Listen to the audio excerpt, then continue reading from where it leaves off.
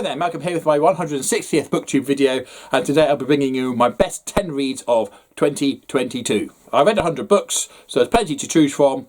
These are the ones I like the most. Now, to be honest, these could be shown in almost any order, really. I think the top one is definitely deserving to be there, but I think the order of these are pretty superficial, to be honest. So, in arbitrary 10th place is Memories Legion, which is the final book of the Expanse series by James S.A. Corey, and it's a series of short stories that are technically interspersed between each of the 9 books. So you get some prequels to certain characters, you get some sort of what happens next with other characters and scenarios, how the ship's drives were invented and all that sort of thing. Really enjoyable collection within the Expanse universe. In 9th place was Daughter of the Empire by Remedy Feist and Janny Wirtz. This is book 4 of the Rift War series of books and the first book of a new trilogy.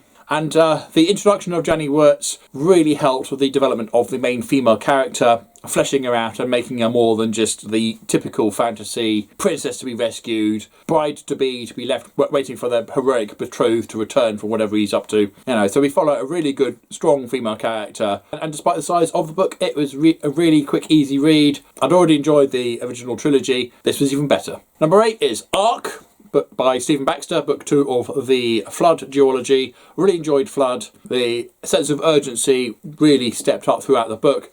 So curious to know how that could be continued with this one. And there's actually a split of 2 stories. One is the creation of Ark in the first place, and that was really exciting. And again, the tension just kept on building until it was launched. The second half was more colony ship story. Had a very different flavour to it, but was still very enjoyable, but for different reasons. Really strong duology. Highly recommend them. In 7th place is Leviathan Falls, book 9 of the Expanse series by James S.A. Corey. Is it a cheat having 2 books from the Expanse series in the same list? No, it isn't, because they are just that good. The final book, the bittersweet one. Yeah, yes, it's really, really good. Yes, it's really, really sad. But really great stuff. I think they really tied up the series beautifully. Number 6 is the Carillion trilogy. Now, technically, I read Ambush in the previous year, 2021. So, I'm going to count those 2, really. But as a trilogy, really strong trilogy by Roger McBride Allen. Now, I'm not sure how much I like these because they are just such a refreshment from the awful Black Fleet Crisis that I read before this. All of that, these were just really readable, really enjoyable, and they're not too big either. They weren't huge time commitments to get through. Highly recommend this trilogy. So fans of the Thrawn trilogy might also, I would recommend seek out the Carillion trilogy as well. In 5th place was Space Captain Smith by Toby Frost. Another Firefly-style adventure story, but with a British Empire satirical twist to it. Full of various sci-fi tropes and pop culture references. Highly enjoyed this. I've gone on and enjoyed book 2 of the series, The God Emperor of Didcot. Highly recommend these if you enjoy British humour and taking the piss out of the British and sci-fi. In 4th place was Astro City, Life in the Big City. A really good deconstruction of the superhero genre and really approachable for those who haven't read much superhero stuff and are afraid to get their toes wet because they don't know where to start.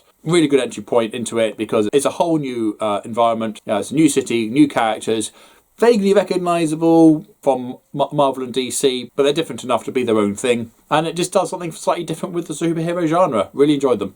Number 3, Project Hail Mary by Andy Weir. Martian was really good. We loved that one. Project Artemis was okay. I didn't hate it, but I had problems with it. Book 3, back to form. As good as The Martian, in my opinion. Okay, it's a little bit more spacey-wacy, a little bit more sci-fi oriented. There's a few more suspensions of belief that might need to be happened by the reader, but same writing style, same enjoyable main character who for the most part is on his own trying to work out how to get himself out of the situation he's in, as in The Martian. But it's a completely different story. So, it doesn't feel like another copy of The Martian. It is its own thing and really good, really clever, and it goes in directions you don't expect, or do, depending on how well you are, that sort of thing. Good stuff. In 2nd place is Flowers for Algernon, or Algernon, depending how you like to pronounce it, by Daniel Keyes. This really is a modern classic, following a guy with a very low IQ who works as a floor sweeper at a bakery, who goes and gets experimented on, gets a serum injected and becomes one of the most intelligent people on the planet. However, the laboratory mouse who was injected first and becomes a super intelligent mouse starts to decline, and he is concerned about his own future. Told from his point of view in a series of journal entries. The writing style, the vocabulary, cleverly become more sophisticated as he does. It's really heartwarming and also heartbreaking.